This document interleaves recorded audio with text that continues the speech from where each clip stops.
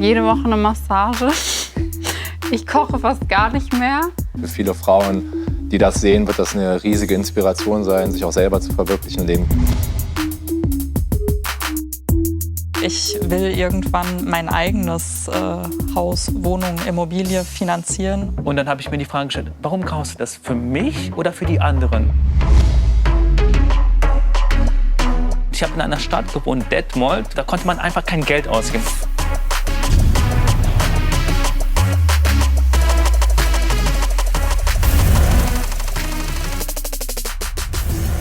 Die erste Regel der Geldhilfegruppe: Seid ehrlich. Die zweite Regel der Geldhilfegruppe: Labert nicht. Die dritte Regel der Geldhilfegruppe: Gebt Fehler zu. Und die vierte Regel der Geldhilfegruppe: Helft euch.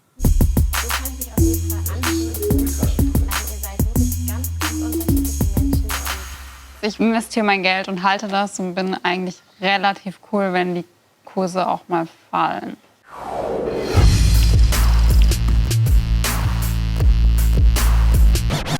Sind die Kurse denn schon mal gefallen, sodass du nervös geworden bist?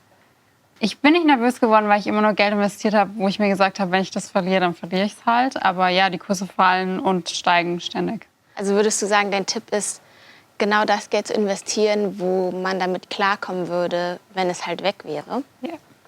Ja. Genau so. Also hast du per se gar keinen Tipp so gegen Nervosität für uns alle? Also ich würde einfach sagen, cool bleiben. So, die Kurse steigen, die Kurse fallen. Aber wenn du langfristig denkst, dann kann es dir eigentlich im Endeffekt mehr oder weniger egal sein. Laura, hast du dich schon mal mit Krypto verzockt? An dieser Stelle möchte ich ein kurzes Break machen. Das Buzzword Krypto wird uns noch öfter begegnen, deshalb eine kurze Erklärung, worum es überhaupt geht. Wenn wir in dieser Runde über Krypto sprechen, dann meinen wir vor allem die verschiedenen Kryptowährungen von Bitcoin und Ethereum bis zu vielen weiteren sogenannten Coins. Immer mehr Menschen investieren in Kryptowährungen, also sozusagen digitales Geld. Die Daten, wem was gehört, wird dezentral und verschlüsselt gespeichert. Als Investitionsobjekt gilt zu beachten, dass Kryptowährungen in ihrem Wert sehr schwanken können. Hast du dich schon mal mit Krypto verzockt?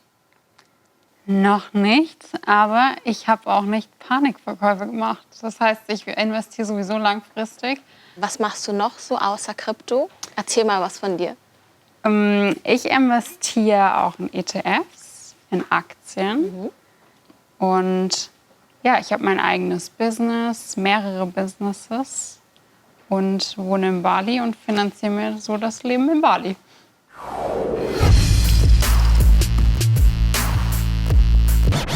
Das hört sich spannend an. Ich glaube, wir schauen uns mal deinen Film an, was und wie du so in Bali lebst. Ich bin Laura Askani, ich bin 29 Jahre alt und investiere in Krypto. Mit 24 hat mir meine Mama die ersten Aktien geschenkt. Hat mich eigentlich wirklich nicht interessiert. Und ein Jahr später hat sie mich dann halt mal so gefragt, ja, wie stehen deine Aktien? Und dann habe ich reingeguckt und es waren tatsächlich so plus 30%. Okay, das ist ganz cool. So einfach 30% mehr Geld, ohne dass ich dafür habe arbeiten müssen. Und dann habe ich halt angefangen, mich dafür zu interessieren und bin dann immer tiefer eingestiegen. Anfang dieses Jahres habe ich angefangen, in Krypto zu investieren. Ich habe nicht lange gearbeitet und dann bin ich auch noch selbstständig. Also für mich wird es wahrscheinlich sowieso keine Rente geben, gehe ich mal davon aus. Und ich will flexibel einfach sein. Und das ist halt das, was das Investieren ermöglicht, weil durch das Investieren kommt man eben zu passivem Einkommen. Es ermöglicht einfach Freiheit, dass ich hinreisen kann, wo ich will, wann ich will, dass ich leben kann, wo ich will. Das Leben in Bali ist doch sehr schön, muss ich sagen. Also es ist irgendwie eine ganz andere Welt. Mein Alltag sieht so ein bisschen so aus, dass morgens meistens meditiere ich. Dann gehe ich ins Coworking Space, ein bisschen arbeiten. Zwischendurch gehe ich irgendwann mal ins Café, trinke einen Kaffee, esse ein Smoothie Bowl.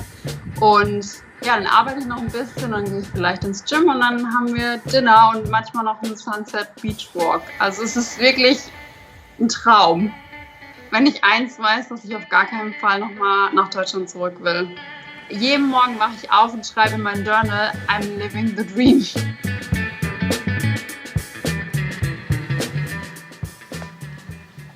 So, und jetzt bist du wieder in Deutschland bei uns. Wie fühlt es sich an? Kalt. Ja. Kannst du uns sagen, warum Bali? Ich wäre eigentlich nach Australien ausgewandert, aber irgendwie wollte das Universum nicht. Ich hatte alle meine Sachen verkauft mit meinem Mann, hatte nur noch 2 Koffer übrig, Wohnung vermietet und dann standen wir erst mal da, weil unser Visum nicht rechtzeitig fertig war für Australien. Und das war erst mal so, wir mussten dann in Deutschland bleiben und es war erst mal ganz so, oh mein Gott. Ich war auch ziemlich sauer, aber dann haben wir gesehen, dass Bali auf hat und ja, dann dachten wir uns, gehen wir nach Bali. Und es war die beste Entscheidung, die wir getroffen haben. Ja. Und Laura, wie hat die ganze Geschichte eigentlich von dir begonnen? Also wann hast du gemerkt, du willst selbstständig sein? Und Also ich habe 3 Jahre bei der Bank gearbeitet und ich fand es ganz furchtbar. Ich wollte einfach nicht in dieses System so reingequetscht werden. Ich war immer sehr individuell. Ich wollte das machen, was ich will, wann ich will. Und das hat irgendwie nicht so ganz zusammengepasst. Ja, und dann habe ich irgendwann gekündigt und habe angefangen, verschiedene Sachen zu probieren, um Online-Geld zu verdienen. Einige davon haben geklappt, einige davon nicht so wirklich. Also ich bin oft gefailt, aber ich bin immer wieder aufgestanden und habe versucht, irgendwas anderes zu probieren. Und ja, irgendwann habe ich was gefunden, was klappt. Also erstmal großen Respekt. Also jetzt, wo ich deine Geschichte mal gesehen habe, die du auf Bali gerade lebst, muss man ja schon sagen, es muss sehr, sehr gut laufen. Und ich glaube auch für viele Frauen, die das sehen, wird das eine riesige Inspiration sein, sich auch selber zu verwirklichen und eben genau dieses Leben zu führen, was du jetzt auf Bali führst. Was mich jetzt persönlich interessiert, du hast ja gesagt, du hast auf der einen Seite ein Business, aber auf der anderen Seite investierst du auch. Kannst du sagen, ob du eher von dem Business lebst oder ob du eher sagst, es sind tatsächlich so die Returns, die ich bei meinen Investments habe? Also sprich, Krypto ermöglicht mir das oder im Endeffekt meine Selbstständigkeit ermöglicht mir das?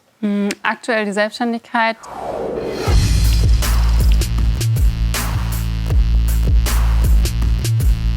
Das Investieren ist für mich langfristig gedacht, um halt mein Vermögen zu vermehren und dann passives Einkommen zu bilden durch das Vermögen. Ja, wir haben ja in deinem Film gesehen, dass du ja auch noch arbeitest und hauptsächlich... Ab und zu. Ab und zu, wie viel ist das denn? Wie viel arbeitest Ich arbeite schon so 6 Stunden am Tag, aber sehr produktiv. Aber wenn ich kurz einhaken darf, es hört sich wirklich und die Bilder sprechen ja für sich. Und ich würde mir auch gerne so ein Leben vorstellen. Es ist sehr himmlisch, traumhaft.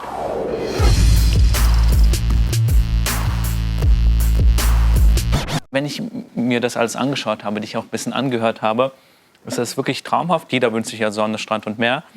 Aber du bist ja selbstständig. Heißt das, dann denke ich, hast du ein regelmäßiges Einkommen? Was heißt regelmäßiges Einkommen? Kannst du wirklich monatlich mit einer gewissen Summe rechnen? Oder gibt es Monate, wo du meinst, vielleicht muss ich jetzt auf mein Erspartes zugreifen, um über die Runden zu kommen? Das würde mich interessieren.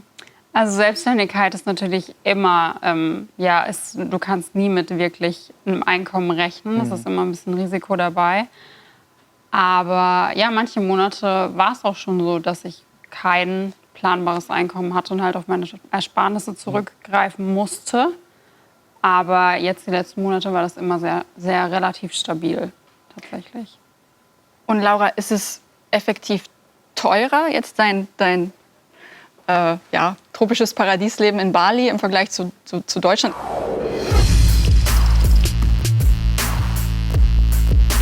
Ist es finanziell, dass du ein Polster brauchtest, oder war es vor allem jetzt der Mut oder die Entscheidung? Es ist so viel günstiger. Okay. Ich habe seit einem Jahr meine Wohnung nicht, also ich musste seit einem Jahr nicht putzen, keine Wäsche waschen. Ich habe jede Woche eine Massage. Ich koche fast gar nicht mehr. Und ich würde sagen, wir geben ungefähr dasselbe aus, was wir in Deutschland ausgegeben haben für unsere Lebenshaltungskosten. Entschuldigung, dann sparst du eigentlich nicht, ne? Also Entschuldigung, wenn ich da jetzt so eingreife. Also dein Lebensstandard hat sich deutlich verbessert, Ja. aber du gibst genauso viel bzw. wenig Geld aus. Ungefähr gebe ich genauso viel Geld aus wie in Deutschland, aber mein Lebensstandard ist halt Viel so mehr. nach oben geschossen. Wie fühlst du dich dabei, Marlen? Weil ich finde, dein Leben ist genau das Gegenteil von ihrem. Erzähl mal was von dir. Von mir, also ich bin ja Frugalist. ich bin bekannt auf der Plattform TikTok, Student und Fugalist. Ich studiere, mache gerade meinen künstlerischen Doktor in Klavier. Und seitdem ich 19 bin, studiere ich und habe immer das Glück, dass ich immer Stipendiat einer Stiftung war. Ernst-Ludwig-Erlich-Studienwerk. Liebe Grüße. Die haben mich 8 Jahre supportet und das war wirklich ein schönes, regelmäßiges Einkommen. Und nebenbei hatte ich immer Auftritte, Konzerte, Schüler. Und ich habe in einer Stadt gewohnt, Detmold, also ich komme aus Berlin. Und da konnte man einfach kein Geld ausgeben. Aber ich war zu Beginn meines, also als ich angefangen zu studieren habe, habe ich gerne Geld ausgegeben. Und mir war es eigentlich egal. Und in Detmold war das so, ich konnte einfach das Geld nicht ausgeben. Und dementsprechend habe ich unbewusst gespart. Und mein Umdenken begann mit 24, 25 Jahren. Da habe ich mir die Frage gestellt, Marlen, macht es dich glücklich, wenn du jetzt einen Markenpulli hast? Oder macht es dich glücklich, wenn du ein Bett für 400, 500 Euro hast? Und ich muss sagen, ich habe noch nie in meinem Leben kein Bett, keinen Kleiderschrank selbst gekauft. eBay Kleinanzeigen. Und das macht mich glücklich. Also mich macht glücklich, ich wünsche es jedem, also es ist ein schönes Leben, was du hast. Aber wenn ich gerade gehört habe, du gibst dann genauso viele Kosten aus, klar hast du einen höheren Lebensstandard, dann denke ich so, könntest du vielleicht, was du zur Seite legen könntest, also Finanzen, also Geld, vielleicht könntest du vielleicht mehr investieren und am Ende unterm Strich hättest du vielleicht in 30, 40 Jahren mehr in der Kasse und könntest dementsprechend davon vom Zinseszinseffekt leben. Wer lange und kontinuierlich spart, der profitiert vom Zinseszinseffekt. So hat man das jahrzehntelang gelernt. Im Grunde geht es darum, dass das Startkapital um eine Verzinsung wächst und das alles zusammen wird wieder verzinst. So hat man am Ende einer langen Spardauer sozusagen ordentlich was extra. Das hat in Zeiten von keinen bzw. sehr, sehr geringen Zinsen keinen echten Effekt mehr. Wer also sein Geld nur auf dem Sparkonto liegen hat, hat am Ende so wenig Zinsen, dass die Rendite, also das, was man am Ende übrig hat, sehr enttäuschend gering ausfallen wird. Aber ich lebe ja auch, ja. So. Als Selbstständiger muss ich auch mal einhaken, also entschuldige, ich lasse dich gleich sofort, aber ich sage mal, als Selbstständiger kannst du nie wirklich kalkulieren. Das war ja die erste Frage mit dem regelmäßigen Einkommen, da wollte ich vorhin auf jeden Fall schon einhaken. Du lebst unter ständiger Unsicherheit und das ist natürlich der ganz große Unterschied zwischen einem Leben als Arbeitnehmer, was in vielen Bereichen teilweise auch viel besser ist. Du bist sehr viel Stress nicht ausgesetzt, aber als Selbstständiger auf der anderen Seite musst du immer damit rechnen, dass wenn jetzt zum Beispiel so eine Krise wie Corona kommt, dein Businesskonzept vielleicht irgendwie floppt oder halt nicht mehr funktioniert, einfach durch Regulatorien. Und dann stehst du auf einmal da und weißt halt nicht mehr, wie ernährst du denn deine Familie, wie bezahlst du dein Haus ab, was du dir vielleicht geleistet hast, als es dir geschäftlich gut ging. Ja.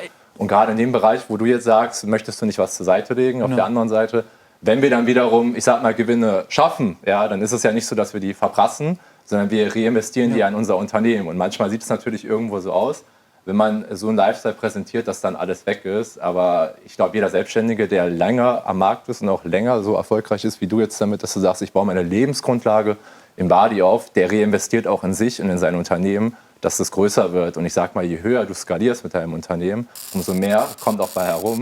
Skalieren bedeutet in diesem Zusammenhang, dass ein Geschäftsmodell erweiterbar oder auch verkleinerbar ist. Ein Unternehmen verkauft Produkte und hat die Produktion darauf ausgerichtet.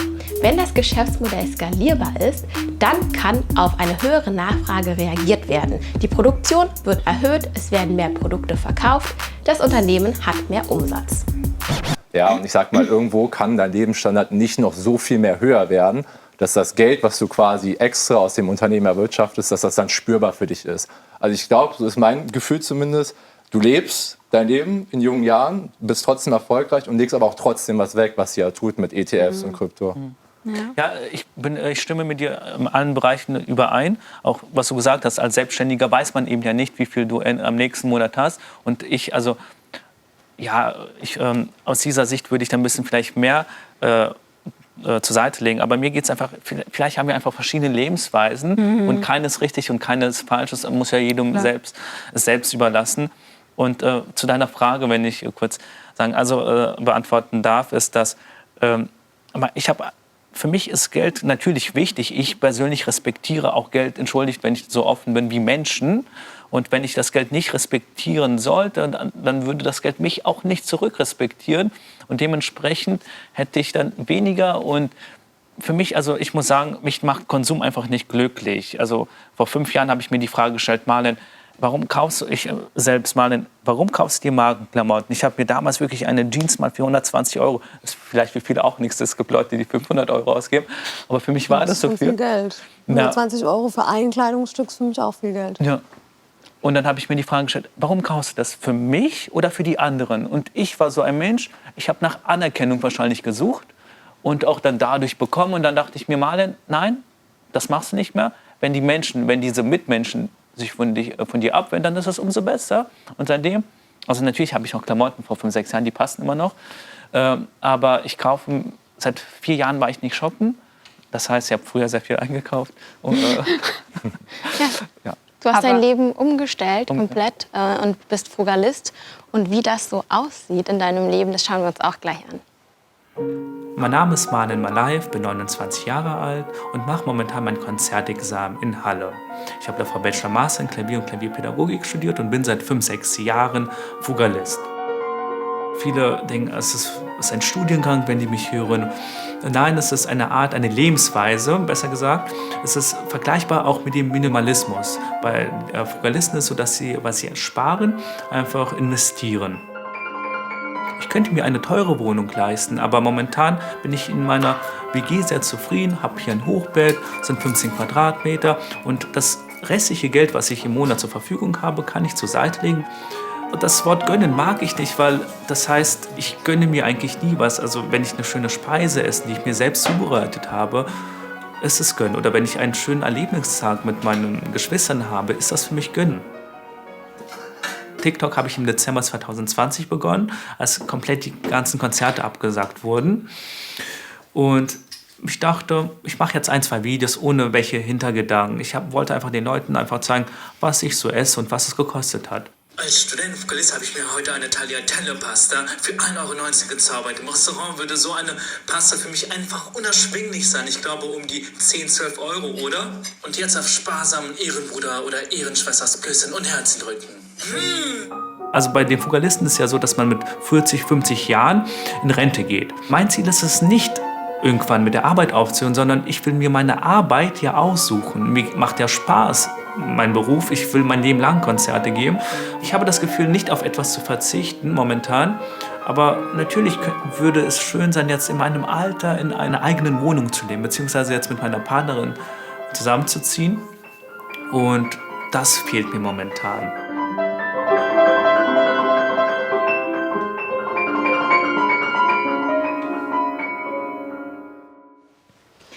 Lisa, wäre das für dich auch eine Lebensweise? Weil du hast ja auch ein Ziel. Erzähl uns mal von deinem Ziel. Nee, also es wäre nicht meine Lebensweise. Dafür bin ich zugegebenermaßen manchmal ein bisschen zu faul, mir selbst was zu kochen und bestell dann doch lieber mal was.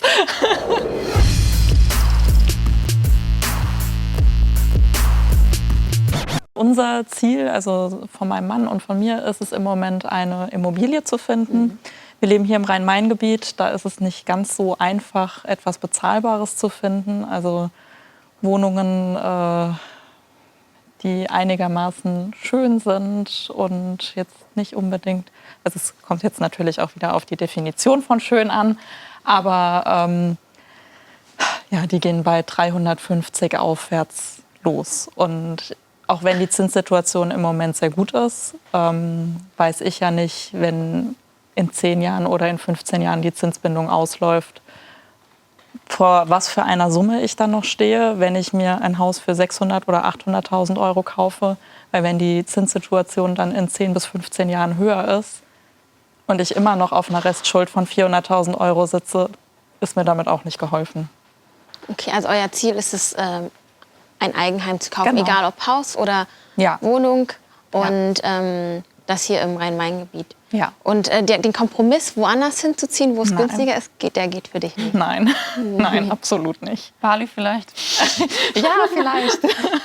Warum ist denn der Kompromiss für dich vielleicht nicht auch einfach zur Miete zu wohnen, dass du halt sagst, okay, vielleicht muss es ja nicht wirklich Eigentum sein, sondern vielleicht kann ich mir auch vorstellen, irgendwo zur Miete zu leben, wo es mir sehr gut gefällt und vielleicht das Geld, was man vielleicht nicht in die eigene Immobilie reinsteckt, man zahlt ja jetzt nicht nur das Haus ab, man zahlt ja auch jede Menge Zinsen über die Zeit, Du hast ja gesagt, die Zinsen sind jetzt gerade niedrig. Ja. Wenn die später hoch sind, kann es natürlich aber auch sein, dass die Werte oder die Preise der Immobilien halt auch sinken. Also das Genau. spielt ja alles so ein bisschen mit ein. Das ist ja die berechtigte Frage. Warum sagst du jetzt vielleicht nicht jetzt mieten und vielleicht das Geld investieren, beispielsweise in ETFs oder andere Anlageformen? Buzzword ETF. Daran führt momentan wirklich nichts mehr vorbei. ETFs sind sogenannte Indexfonds. Sie bilden also einen Index wie den deutschen DAX, in dem die 40 größten börsennotierten Unternehmen sind, ab. Wenn man also in ETFs investiert, kauft man quasi viele Aktien von vielen verschiedenen Unternehmen und streut so das Risiko. Es gibt ETFs auf die größten Unternehmen der Welt, aber auch zu speziellen Branchen oder Schwellenländern wie Brasilien. Also nicht jeder ETF ist auch das Richtige für jeden Einzelnen. Das machen wir sogar schon. Also ja, wir sind im Moment zur Miete und investieren auch in verschiedene Anlagemöglichkeiten.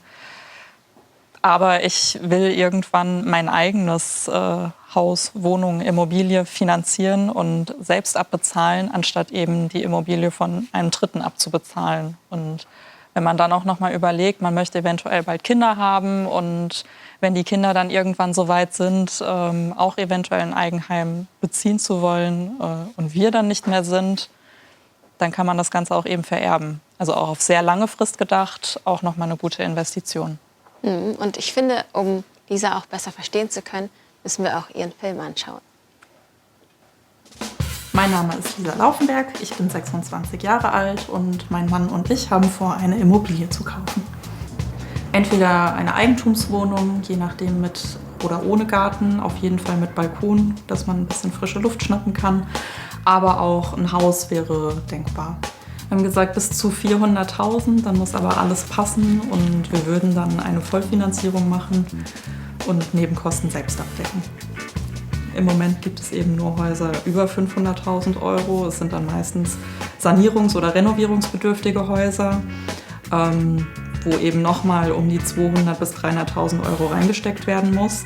Vom finanziellen Spielraum haben wir gesagt, 1.500, 1.600 Euro wären drin, könnten wir leisten, möchten wir aber dahingehend eigentlich nicht. Also 1.300 wäre da schon unser Limit.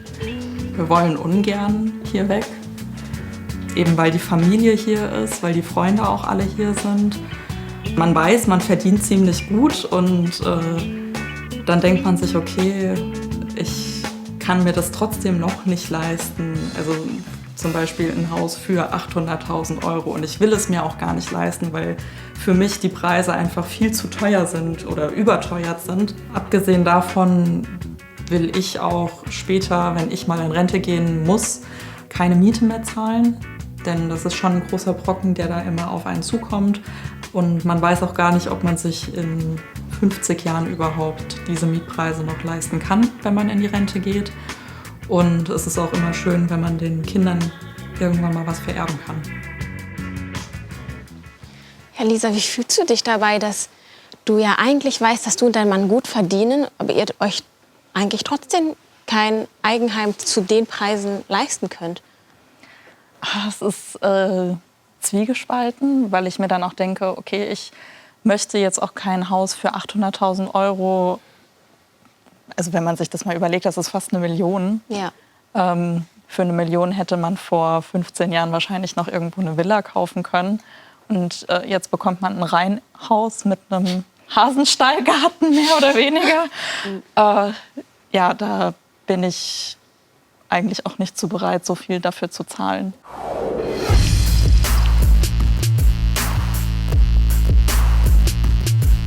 Also 400.000 wären so eure Obergrenze Genau. und die Nebenkosten habt ihr euch schon ersparen können. Genau, sind auch noch immer, also wir sparen natürlich immer noch weiterhin an, genau. Aber wie sieht dann die weitere Planung aus? Sucht ihr weiterhin nach Immobilien, die zu 400.000 da sind? Oder Ja. ihr spart ja auch parallel und irgendwann Genau. steigt ja auch dann wieder euer Kapital. Ja. Wie sieht die Planung da aus? Und da haben wir jetzt auch mehr oder weniger schon den Entschluss gefasst, dass wir jetzt erst noch mal ein bisschen abwarten wollen. Wir wollen jetzt auch weiterhin ansparen. Wir wollen warten, wie sich die Marktsituation ändert, wie das sich alles entwickelt. Ja. Und wie Laura eben schon gesagt hat, vielleicht auswandern wäre vielleicht auch irgendwann mal eine Option. Ja, aber wir warten jetzt erstmal ab. Wir haben jetzt auch eine neue Wohnung gefunden. Wir ziehen ja im Januar um, vergrößern uns dahingehend dann auch ein bisschen. Im Moment haben wir leider nur, ich glaube, es sind 55 Quadratmeter, wohnen wir bei meinem Papa mit im Haus. Und jetzt vergrößern wir uns dahingehend auch ein bisschen. Okay. Genau. Spiel mal 1.000 Euro kriegst du in Bali eine Villa mit Pool. das glaub ich dir. Aber Lisa, wie schaut's aus mit Eigenkapital? Wenn du sagst, ihr seid investiert an der Börse, ist es nicht, also was, wenn die Börsen schlecht stehen in dem Moment, wo ihr kaufen möchtet und dann weniger Eigenkapital zu verfügen? Also wir haben unser festgespartes Kapital haben wir zur Seite gelegt. Das ist jetzt nicht im Depot drin. Im Depot ist mehr oder weniger nur mein Spielgeld, wenn man es so sagen darf. Entschuldige, in ETFs hast du noch nicht investiert, MSCI World oder ETFs? ETFs doch Ja, okay. auch. Mhm. Und dann, was ihr für das Haus zur Seite gelegt hat, es liegt jetzt nur auf der Bank? Ja. Tagesgeldkonto oder? Genau. Okay. Warum ausgerechnet auf der Bank? Das wäre doch eigentlich, Ja. wenn man für so ein großes Objekt spart und da schon vielleicht auch einiges zusammengespart hat, doch noch interessanter, das an der Börse zu haben, damit es sich ein bisschen mehr vermehrt. Klar, aber ich bin dahingehend auch ziemlich risikobewusst. Und wenn es dann halt eben gerade zu einem Crash kommt oder zu irgendwelchen außergewöhnlichen Marktsituationen, dann habe ich es lieber im sicheren Hafen, anstatt eben irgendwo, wo es auch sich direkt mal halbieren könnte. Aber das ist, Entschuldigung, das ist meiner Meinung nach auch kein sicherer Hafen, weil wir haben eine offizielle Inflation von 5,2%. Ja. Ich gehe einkaufen, ich konnte mir früher Gerichte unter 1 Euro zaubern, 50, 60 Cent pro Portion. Und dann sind die mittlerweile über 1 Euro. Gemüse ist. Ja. Und dann denke ich so, dann investiere ein bisschen mehr Geld in ETFs, MSCI World beispielsweise investiere ich da. Und da entwickeln sich auch kleine Babycoins. Und Klar. Ich denke, das, was Lisa sich angespart hat, ist dann auch sowas wie ein Notgroschen, Genau. was man sich halt Genau. zuerst anspart, bevor man bewusst investiert. Ja. Ich spiele mal den Ball an Philipp. Wie würdest du eine Immobilie jetzt finanzieren, wenn deine Frau sagt, ich möchte ein Haus? Also ich finde es ein schwieriges Thema, weil ich sag mal, ich habe relativ früh schon gelernt. Das war damals, als ich noch tatsächlich nicht selbstständig war und für die Bank gearbeitet habe, hatte ich mal ein Seminar und da hat der Professor, der hat immer so die erste Stunde einfach ein bisschen Talk gemacht. So, und er hat natürlich immer aus dem Hut gezaubert, okay, lohnt sich ein eigenes Auto oder lohnt sich das nicht? Sollte man das leasen? Sollte man sich das vielleicht mieten? Sollte man sich das kaufen auf Kredit oder mit Eigenkapital? Und irgendwann hat er auch zu Immobilien ein bisschen was gesagt. Und hat er gesagt, ich würde nie im Leben was kaufen. So, und dann haben natürlich alle, die wir keine Ahnung haben, ja, zu ist gefragt, ja, warum denn nicht? Die so, ja, sie können ja nichts absetzen. So, wenn sie selber in der Immobilie wohnen und, keine Ahnung, das Dach geht kaputt, die Heizung funktioniert nicht, dann müssen sie das zahlen und sie können es nicht von der Steuer absetzen. Wenn sie das aber mieten, dann ist das nicht ihr Problem, dann macht das nämlich ihr Vermieter. So, und dann hat er gleichzeitig auch noch gesagt, es ist viel sinnvoller, wenn Sie einen Freund haben, der eine Immobilie besitzt, ja, und Sie ihn vermietet und Sie auch eine und Sie ihn die wiederum vermieten. Oh, wir lernen Weil heute Sie dann was. halt steuerlich davon mehr profitieren können.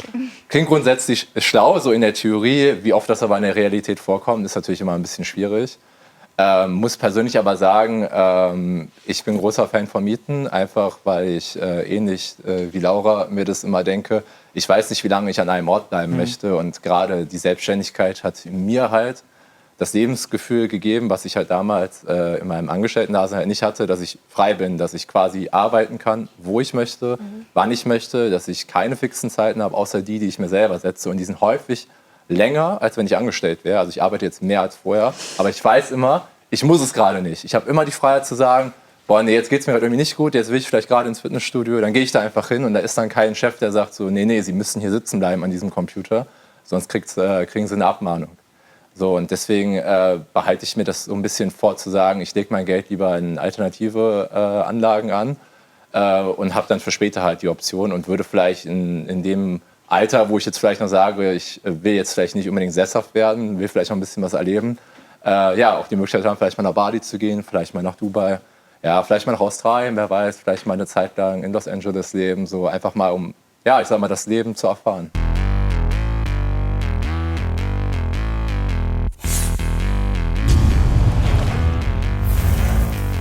Damals, als das herauskam, ich glaube, ich habe 700, 800 € gezahlt. Seitdem, Rest in Peace, Virgil Abloh, seitdem er gestorben ist, hat der Preis sich verdoppelt. Du bringst so viele Beispiele von Rolex und Sneakers und so. Das sind halt Dinge, danach habe ich kein Bedürfnis. Und ich bin reich in dem Moment für mich, wenn ich viel Zeit habe für die Dinge, die ich wirklich machen möchte, wie Kuchen backen. Du bedienst den Markt, aber ich finde, ethisch, moralisch weiß ich nicht, könnte ich mit mir selbst nicht vereinbaren.